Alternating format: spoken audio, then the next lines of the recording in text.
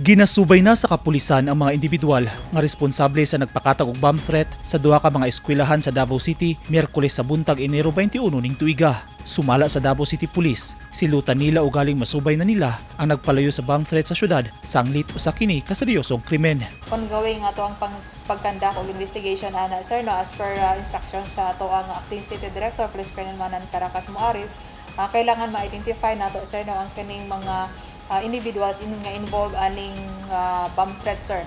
Subay sa balaod, mamahimong silutan ng responsable sa bomb threat ug pagkapriso nga maabot sa 5 ka tuig ug multa nga moabot sa 40,000 pesos. Matud sa Davao City Police, dili kini angay himuong joke bisan asa ug bisan unsang pamaagi ang pagpanghulga nga dunay bomba sanglit makahatag kini og kahadlok sa publiko, kasamok sa kapsay ug kalinaw ug makausik og oras ug kusog sa mga otoridad ug emergency responders nga duna pay mas importante nga respondihan.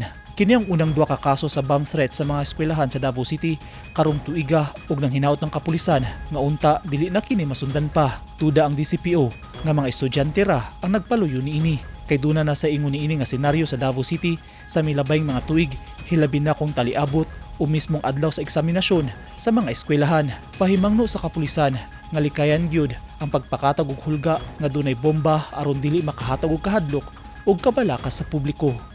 Eugene Hinutan, Newsline Philippines. Stay safe.